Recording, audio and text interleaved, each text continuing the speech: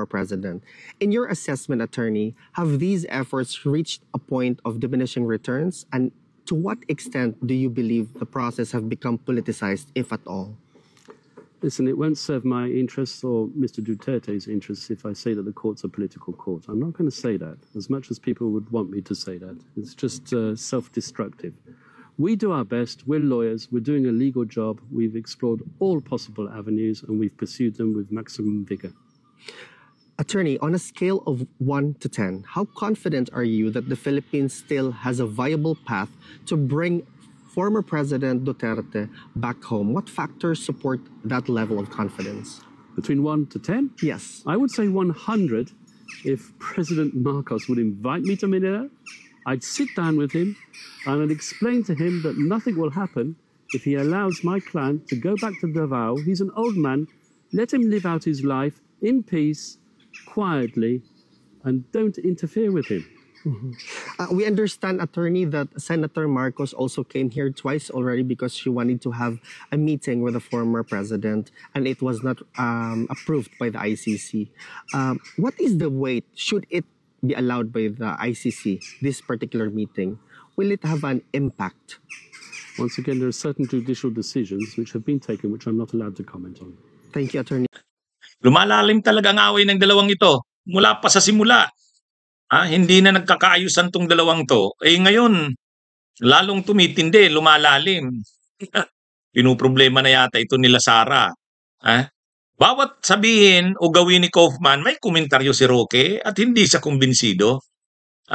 Nitong nakaraan, inanunsyo ni Roque ay ni Kaufman sa isang interview, bukas siyang makipag-usap daw sa Malacanang kay PBBM.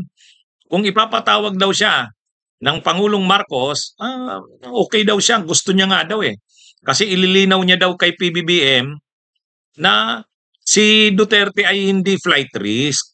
At hindi naman daw ito wala na. Wag na daw tingnan ito bilang magiging sakit ng ulo ng administrasyon. Kasi na daw to, matanda na, may sakit na, gusto na lang daw mamuhay ng tahimik, payapa doon sa Davao. Yun ang sabi ni Attorney Kaufman. Kaya kung siya daw ay mabibigyan ng pagkakataon na makausap ang presidente, ipapaliwanag niya daw 'yan. Sabi ni Kaufman, para pag na grant yung interim release, isang pwedeng i-consider ay ang pagbabalik sa kanya sa Pilipinas doon sa Davao City. Kasi yun daw ang gusto ni PBBM ay ni FPRRD, ni Digong. Kaya sabi ni Kaufman, basta't makausap niya lang daw ang presidente, ang pangulo, kukumbinsihin niya na huwag pag-isipan ng masama si Digong, si FPRRD, kasi daw naman to? Gusto na lang ng tahimik na buhay sa Davao.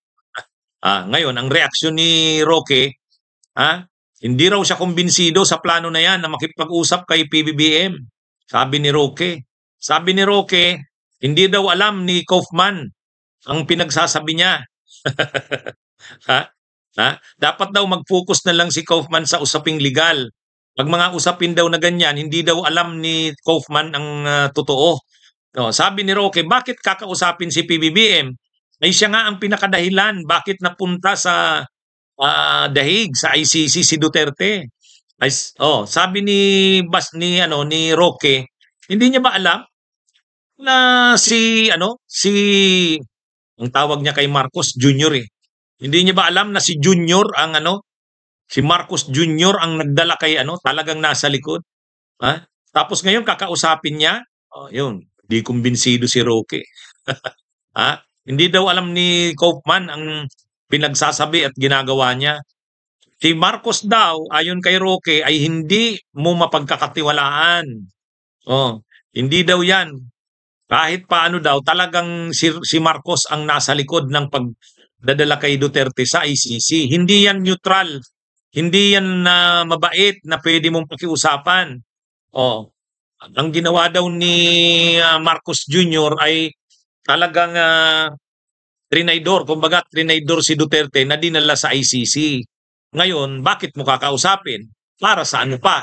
Alam mo na nga siya yung nasa likod ng pagdala kay Duterte sa ICC. Yun ang punto ni Roque.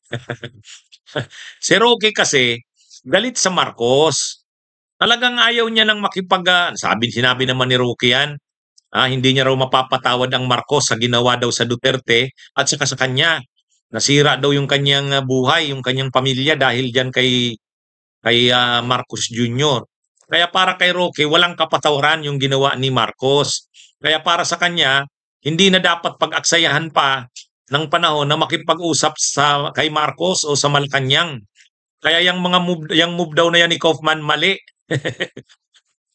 Mali, hindi raw siya diyan kumbinsido. Hindi daw pinag-iisipan ni Kaufman ang kanyang mga galaw. Oh, akala niya naman daw ano siya, maayos na magiging kausap si PBBM sa ganyan. Hindi, sabi ni Roque. Anyway, talagang itong si Roque, bawat maisipan ni Kaufman, kinukontra eh. Kinukontra. Oh. Anyway, yan mga kabunyog, mga kababayan, ang huling balita ngayon. Latest na balita. Nag-react na naman si Roque.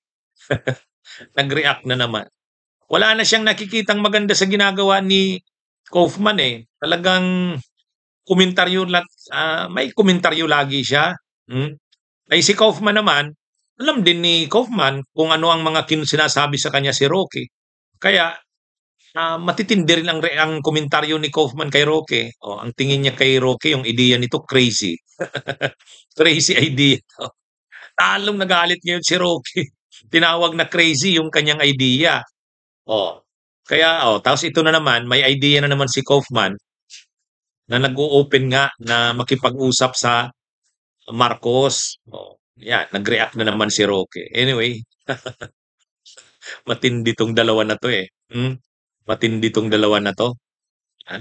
Kaya ang sinasabi ni Roque, legal defense na lang daw ang pagkaabalahan ni Kaufman. Wag na daw makialam sa politika. Hindi daw alam ni Kaufman ang politika ng Pilipinas. Bunyog, bunyog, halikan na kasama ka. Bunyog, kapag buklod ay may pag-asa.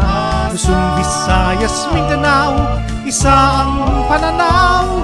Sa bagong Pilipinas ang bunyog isisigaw. Bunyog.